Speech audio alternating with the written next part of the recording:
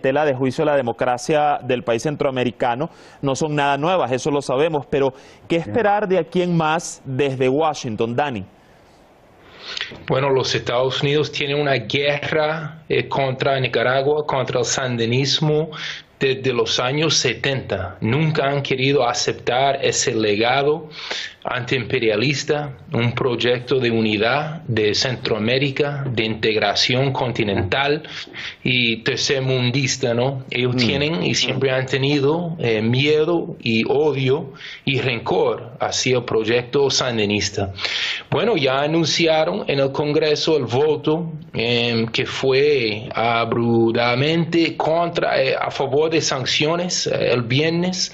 El Congreso norteamericano, van a haber sanciones más fuertes contra el liderazgo sandinista, contra el pueblo nicaragüense, quienes son los que más van a sufrir, igual que el pueblo venezolano, el pueblo cubano, todas las víctimas de esos bloqueos. ¿Y por qué? Porque Washington quiere otro Guillermo Lazo, otro lacayo, otro vendido que ellos pueden comprar en Managua. Ellos perdieron su influencia a partir del 2006, cuando el sandinismo recuperó el voto y el poder estatal. Y bueno, por eso entonces tanta desinformación y ataques, una guerra híbrida contra Nicaragua. A ver, Jorge, entendidos en la materia política, prevén un no reconocimiento internacional por parte de Occidente a estas elecciones y a los resultados y más sanciones de Estados Unidos. El presidente Ortega pues ha hecho un nuevo llamado a la no injerencia desde Washington. ¿Cómo cree usted que va a conducir en este nuevo periodo el gobierno nacional la dirigencia y sus políticas si se mantiene esa continua presión desde Estados Unidos? Bueno, yo quiero decir que este año se aprobó el Plan de Desarrollo Humano para el quinquenio siguiente. O sea, aquí en Nicaragua se trabaja con planes quinquenales, ¿no?, de desarrollo humano que tiene que ver con todo lo que es desarrollo de la producción, educación, salud, vivienda, todos los aspectos, pero poniendo énfasis en el resultado de esa actividad para el ser humano, ¿no? Eso es el Plan de Desarrollo Humano. Y ese plan ya está diseñado para los próximos años, ¿no? El presupuesto de la nación ya está hecho para el año que viene y va a seguir teniendo un 60 y pico % de gasto social, ¿no? Porque así funcionan las cosas aquí en Nicaragua, independientemente de lo que Biden diga. Ahora, obviamente que el gobierno sandinista se venía preparando para un recrudecimiento de la política agresiva de Estados Unidos, porque, como muy bien lo decía el estimado analista aquí que me antecedió, los Estados Unidos jamás van a aceptar un proyecto nacional, popular y de soberanía y de independencia como el que promueve Nicaragua. Y también un proyecto de integración centroamericana, porque no hay país, no hay gobierno que más impulse la integración centroamericana precisamente que Nicaragua. Ahora, ¿qué es lo que pasa, no? El problema es que una cosa es querer y otra cosa es poder, ¿no? Tenemos un imperio que también se encuentra en un estado muy decrépito, ¿no?, por sus propios problemas financieros y que todos conocemos, ¿no? Y el problema es que ellos quieren abolir la competencia porque son monopolistas, ¿no?, y porque son monopolios financieros, militares, ¿no?, y tecnológicos, pero al mismo tiempo ellos exacerban la competencia. Entonces, ¿qué es lo que pasa, no? ¿Cuál es la paradoja de Biden? Biden dice que nos quiere correr a nosotros del TLC, o sea, el Tratado de Libre Comercio, ¿verdad? Pero ¿quién sería el principal afectado? Pues los Estados Unidos, porque ese es un tratado hecho a la medida de los Estados Unidos, ¿no? Entonces, ellos serían los primeros en perder y otros que perderían serían también la oligarquía criolla, que ya está excesivamente debilitada en lo político, en lo económico, en lo ideológico, ¿verdad?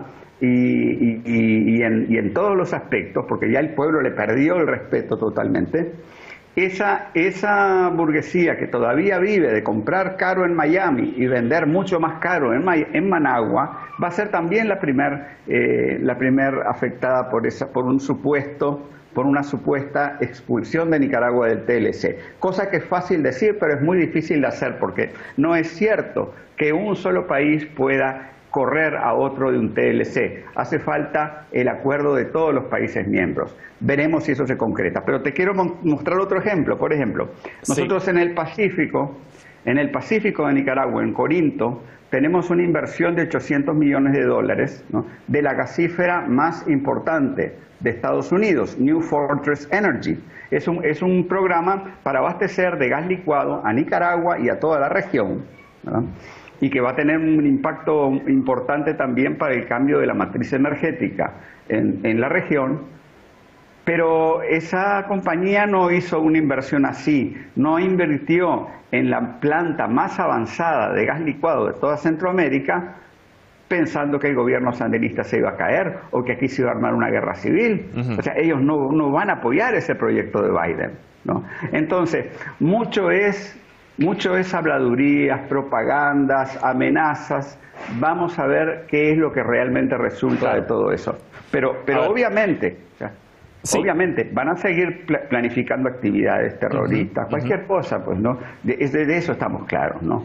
Y siempre la campaña mediática de desprestigio y de agresiones retóricas contra Nicaragua. Si algo no podemos dejar por fuera, y aunque quizás desde algunos otros países o regiones o sectores particularmente no se considere así, es Nicaragua como uno de los países centro de la geopolítica en Latinoamérica, y esto lo quiero analizar contigo, Dani, porque sumado a lo que nos explica Jorge, ¿no?, y que tiene que ver con aristas de energía, de economía.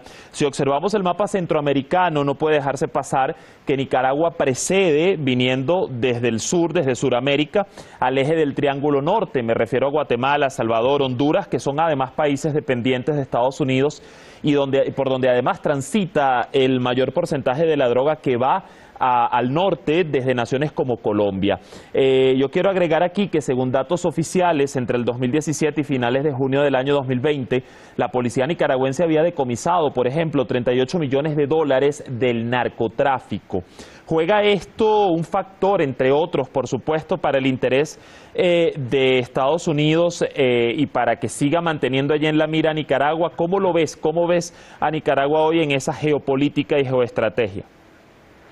Bueno, aquí en las entrañas de la bestia nunca ha sido una guerra contra las drogas, ha sido una guerra contra los pobres, ha sido una guerra contra las comunidades afroamericanas. Y podemos recordar en los años 80, a través de los contras en Los Ángeles y Miami, ellos pudieron traficar muchas armas a Nicaragua, vendiendo aquí drogas, y fue algo que el mismo Congreso investigó. Y la comisión Kerry sacó todos sus resultados, que la CIA y los servicios de inteligencia norteamericanos fueron bien culpables de hacer todo eso, de vender drogas para levantar dinero y armas contra el sandinismo. Entonces ellos están dispuestos a utilizar cualquier estrategia, cualquier guerra sucia contra la autodeterminación nicaragüense y latinoamericana. Quiero destacar también la hipocresía. Ellos hablan tanto de candidatos y periodistas que están presos, cuando la misma injerencia vino de los Estados Unidos, de ONGs en el 2018. Fue una guerra contra el sandinismo, contra el pueblo, contra los campesinos y los obreros. Nada más han contado las víctimas de un lado y no de ambos lados. Fue un intento a un golpe. Y también la otra injerencia, ellos hablan tanto de los periodistas que no pueden hablar abiertamente en Nicaragua como parte de su campaña de propaganda, pero ellos detuvieron muchos periodistas y se nos hicieron bien difícil viajar a Nicaragua. El único, yo creo que había 2 periodistas británicos tratando de llegar a Nicaragua, detuvieron a uno, Steve Sweeney, en México. Entonces eso demuestra de nuevo todo lo que Jorge ha resaltado aquí. Sí. Nicaragua tiene muchísimos programas de desarrollo para su pueblo, para sus 6 millones de habitantes, y eso es lo que le duele al imperio. Claro. A ver, Jorge, brevemente, ya estamos a punto de cerrar, una reflexión que incluso se relaciona con lo que hablábamos de la participación electoral y que desde medios occidentales sobre todo, pues se alegaba que no iba a haber mucha participación o incluso que la gente no había ido a votar. Pero si vemos y si comparamos ejemplos de otros países como Cuba, Venezuela, Bolivia, todos que actualmente pues se levantan sus voces contra ese modelo neoliberal exportado por Estados Unidos, pudiéramos decir que Nicaragua pues es un ejemplo también de ello y que Estados Unidos ha intentado aplicar la misma fórmula. Pero para usted, ¿qué ha permitido que Estados Unidos no haya podido concretar ese ideal de interrupción de la revolución sandinista allí en Nicaragua? ¿Cuál pudiera ser ese factor primordial para que no hayan logrado su cometido hasta el momento? Bueno, yo creo que no han logrado su cometido con Nicaragua, pero es interesante porque todas las guerras grandes que los Estados Unidos han tenido así han sido contra enemigos pequeños que se veían como muy inferiores, ¿no? Por ejemplo, pienso en el caso de Vietnam, ¿no? Pero también pienso en el caso de Afganistán, que decían que era un país en ruinas y que solo era cuestión de irse a meter unas cuevas y sacar de ahí a Bin Laden o a quien fuera, ¿no? Y después resulta que el imperio estadounidense se pasó 20 años ahí y tuvo que salir, ¿no? Recordad que en Nicaragua, o sea, fue donde los Estados Unidos sufrieron su primer derrota en el siglo XIX, que fue cuando se derrotó a William Walker, que después fue capturado y ajusticiado, que quería un filibustero que quería establecer la esclavitud en Nicaragua, y después a principios del siglo XX con la gesta de General Sandino, que le propinó la primer derrota moderna a los marines aquí en América, en tierra firme de América Latina, ¿no? Y también pues el ejército de Sandino era un ejército de campesinos y de pobladores originarios, ¿no?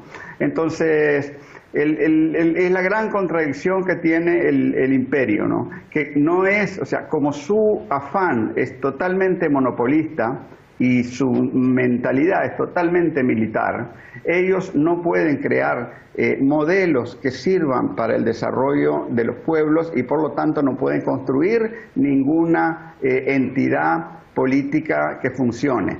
El problema que tienen Estados Unidos hoy en día, ¿no?, es que ellos están presos en su instinto vital, ¿verdad?, financiero, militar y de alta tecnología, de apalancar un dólar que no vale nada, ¿no?, por medios militares, y por eso no pueden ellos renunciar a la doctrina del destino manifiesto. Y el corolario de la doctrina del destino manifiesto, es decir, doctrina del destino manifiesto quiere decir que dicen ellos, pues, que Dios les dijo que tenían que expandir la democracia y la libertad en todo el mundo, que ya sabemos que eso lo que quiere decir en realidad es expandir a las multinacionales estadounidenses por todo el mundo, pero el corolario de eso en la región latinoamericana es la doctrina Monroe, que dice América para los americanos, que quiere decir en realidad América para los estadounidenses. Sí. Entonces, ellos están en piloto automático, pero el problema es que la realidad se lo está desmintiendo a cada paso. Todos los países de Centroamérica tienen relaciones con China, solo Nicaragua no tiene relaciones económicas con China, ¿no? Y los mismos aliados de Estados Unidos en cualquier momento le van a clavar el puñal por la espalda, ¿no? A ellos no les gusta el presidente de Guatemala, no les gusta Bukele en El Salvador, no les gusta Juan Orlando Hernández en Honduras, ¿no? ¿Me entendés? Entonces, esa es, digamos, la fragilidad estratégica que tienen Estados Unidos, ¿no? Y que, por supuesto, vamos a seguir observando en esta reconfiguración, en esa balanza que se sigue moviendo en la región latinoamericana entre, por supuesto, la izquierda y la derecha. El tiempo se nos fue. Dani, Jorge, quiero agradecerles a ambos por el día de hoy. Seguramente tendremos nuevos espacios para continuar analizando pues estas políticas y la situación social, sobre todo, de América Latina. Hasta la próxima. Gracias a ustedes.